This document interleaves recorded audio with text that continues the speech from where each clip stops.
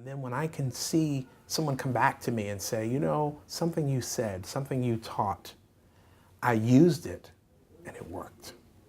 That is that's the best. How do you explain to someone what it is that you do?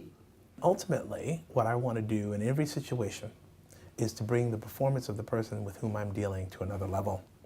So the exhortation is an encouragement to do better, whether it's a conflict resolution, whether it's leadership, whether it's negotiations. How can we take what you have and move it to the next level? How are you different to other people who do what you do? Well, my background is very different. I have a background as a musician. I've done some acting, I've done some writing, I did radio producing. All of those things come into play when I'm in a classroom or in a conference room doing a project. And it's the confluence of all of those things that are a part of my background that make the presentation different. So I see it as something where I'm providing substance, but I'm very concerned about form and the packaging. And I think that's one of the main things that makes my presentation style different. I'm excited about the material, and I have so much experience as a musician in terms of how to present material that it comes off in a very meaningful and emotional way, and it causes people to remember it a lot more easily. Is it a performance? Yeah, everything's a performance. Everything we do is a role. And so when I get in front of the classroom, it's another opportunity to perform, but not just perform. Perform in such a way that it motivates change. What would you say is the best way to teach someone the essence of being a good negotiator? Most of my sessions, perhaps all of them, involve an experiential learning process. So we'll talk about the topic of negotiations, but we'll practice.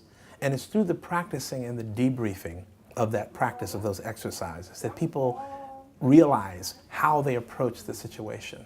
And what's fascinating is you may have a classroom of, say, 16 people, and there are 8 pairings, and you get 8 different results. Yet, each of the pairings got the same information.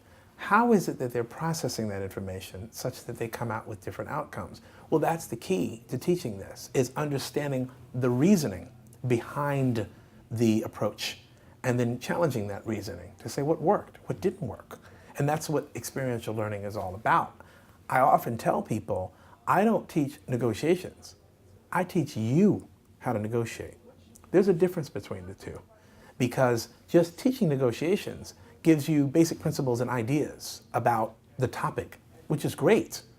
But it's more important for you to be able to translate that information into something tangible, something you can use, something that's practical.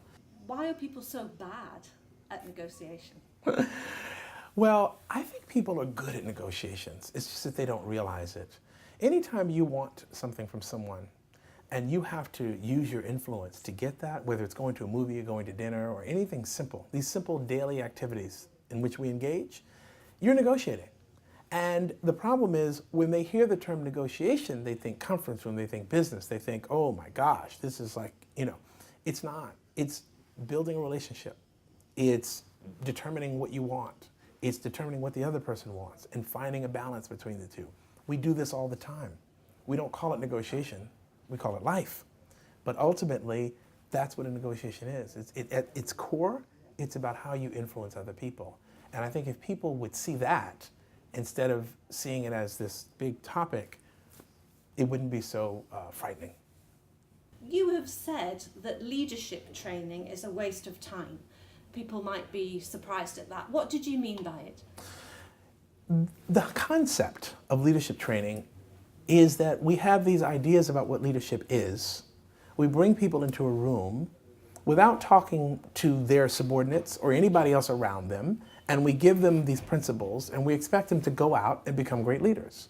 Well, first of all, leadership development is really about personal development.